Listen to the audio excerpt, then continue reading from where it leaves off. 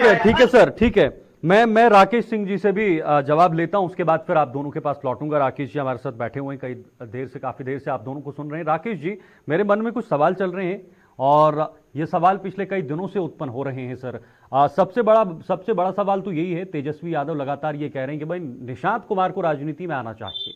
इसके पीछे का लॉजिक क्या है? इसके पीछे का क्या मतलब एक संभावना तेजस्वी यादव को नजर आ रही है कि निशांत कुमार आएंगे, उससे आरजेडी को फायदा होगा? सबसे पहला सवाल।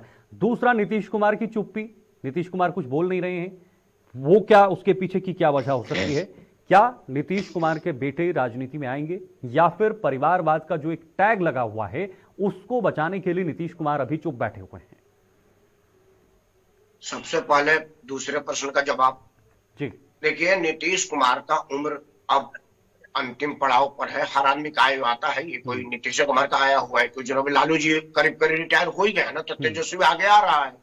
तो नीतीश के साथ दोनों एक ही उम्र के हैं, तो उनका अवस्था है, वो पिता है, स्वाभाविक बात है कि उसके बाद उनका बेटा राजनीति में आए। हर आदमी चाहता है, उसमें बुराई क्या है? देखिए, बिहार में क्या होगा, नीतीश के नेतृत्व में चुनाव लड़ा जाएगा और मुख्यमंत्री भारतीय जनता पार्टी का बनेगा।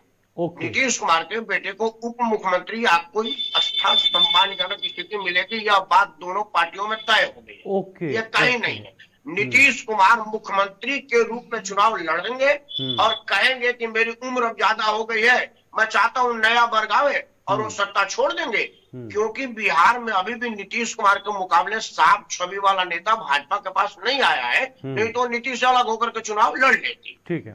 और उसके बाद नीतीश रिटायर लाइफ जिएंगे और उनका बेटा मंत्री बनेगा। भाजपा कोई फडणवीस को, कोई धामी को, किसी योगी आदित्यनाथ को खोजेगी जो अब तक नहीं खोज पाई तो है। मतलब ये कह सकते हैं कि पार्टी की कमान नीतीश के बेटे के पास ही रहेगी, निशांत के पास ही रहेगी। बिल्कुल।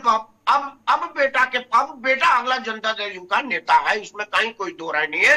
नीतीश कुमार जब रिटायर हो जाएंगे तो परिवारवाद का आरोप नहीं लगेगा। वो सम्मानजनक से कह सकते हैं कि मैं परिवारवाद नहीं हूँ। भाई भारत का संविधान का तो कोई चुनाव लड़े। असली सवाल तेजस्वी वाला, देखिए क्या है, तेजस्वी क्यों बार बार बोल रहे हैं, उससे उनको क्या मतलब है? दूसरी पार्टी है, दूसरा आदमी है। असल में क्या था कि तेजस्वी के पूज्य पिताजी नीतीश कुमार से पूरा जीवन परेशान रहे। दोनों लोग एक ही साथ राजनीति किए, छात्र नेता से साथ ही साथ रहे हैं, स्कूल के राजनीति, कॉलेज के राजनीति से साथ ही रहे हैं, और दोनों ने अपनी अलग छवि बनाई है। बिल्कुल। नीतीश कुमार ने निस्संदेह ईमानदार, सुशासन और काम करने वाले नेता की छवि बनाई है। लालू प्रसाद यादव अपना लठैतों की छवि बनाई है, उनके दौर में अपराध और अपराधियों और स्थिति जो थी वो सबका छवि बनाया हुआ है। यही छवि आगे जाकर के प्रभावित करेगा। जब दो बाप के बेटे सामने आएंगे, तेजस्वी यादव लालू जी का बेटा, लाइए जरा अरुण जी को, अरुण जी को लाइए, अरुण जी को, दोनों को लाइए जाएगा, वो पूरी दुनिया जब आपको परेशान ना हो जी।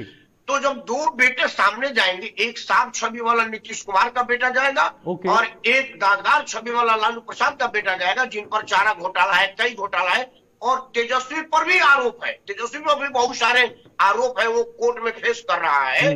तो बिहार के जनता को यह डिसाइड करने में बड़ा आसानी होगा कि हमको किसके साथ जाना। तेजस्वी की परेशानी यही है, जवाब लूंगा आपसे मैं।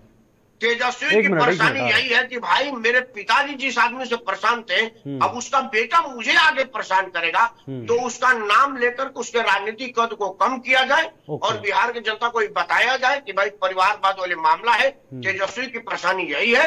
और अगला परेशानी पूरा जीवन चिराग पासवान से और निशांत से तेजस्वी को रहेगा। पहले जैसे रामविलास जी, नीतीश जी और लालू जी में लड़ाई होती थी, अब अगला लड़ाई निशांत में, चिराग में और तेजस्वी में होगा, और हर आदमी अपना स्पेस बनाने का प्रयास करेगा। यही लड़ाई को शुद्ध रखना पड़ेगा। ठीक है राकेश जी, और जनता से जुड़कर जनता ठीक है की बात करनी मनीष जी, थोड़ा समय की पाबंदी बहुत है। राकेश जी कॉन्क्लूड करिएगा सर, जवाब दीजिएगा जल्दी से। सबसे पहले मुझे पता नहीं कि अरुण यादव मुख्यमंत्री आवास में कभी गए हैं कि नहीं, उनको पता भी है कि पटना में कहा है, हमको जानकारी नहीं है। लेकिन साधु यादव और सुभाष यादव उसी घर में रहते थे और उन्होंने पूरा पत्रकार वार्ता में वहां की चर्चा किया हुआ है। ज्यादा डिटेल ना बोले, नहीं तो फेसबुक पर सारी बातें बता दूंगा, आपके लिए परेशानी खड़ी हो जाएगी। अब आते हैं कंक्लूजन में। देखिए, जब ये बता दीजिएगा नीतीश जी सारे बहुमतियों का जमात लेकर चल रहे, ये भी लिख दीजिएगा ना। एक मिनट सर अरुण जी बोले दीजिए ना आप प्लीज, बोलिए राकेश जी बोलिए। पैसा रखिए। देखिए परेशानी क्या है कि बिहार में जब नई पौध आएगी तो लोगों को समझने में मौका मिलेगा कि हम किसके साथ जाए। लोकतंत्र में हर आदमी को अपना बात रखने का अधिकार है और मतदाता को सोचने का अधिकार है। लालू प्रसाद यादव बहुत पढ़े लिखे आदमी थे और नीतीश कुमार भी थे, लेकिन कैरेक्टर दोनों का जो राजनीति करने का काम था, एक आदमी का सुशासन का काम था और एक आदमी का दूसरा तरह का था। वही नीतीश कुमार के बेटे और लालू प्रसाद के बेटे में होगी। एक 9वीं फेल है, दूसरा इंजीनियर है, एक का बाप सुशासन रहा है, तो लोग उम्मीद करेंगे कि हो सकता है ये भी अपने बाप की तरह से जाए और ये लालू प्रसाद यादव वाला आदमी आएगा।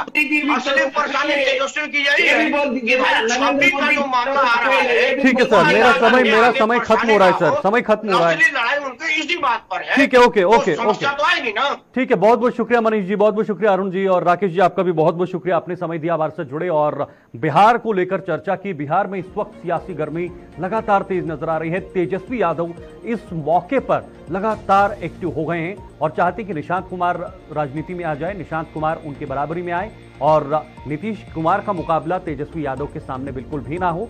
ये इस तरह की स्ट्रेटजी विपक्ष की तरफ से जो है वो बनाई जा रही है। लेकिन इस स्ट्रेटजी पर इस वक्त आरजेडी कितना खरा उतर पाएगी, आने वाले चुनाव में आरजेडी का क्या प्रदर्शन रहेगा, बीजेपी और जेडीयू मिलकर यानी एनडीए मिलकर किस तरह का परफॉर्मेंस करेगी, ये आने वाला वक्त बताएगा। फिलहाल वक्त एक छोटे से ब्रेक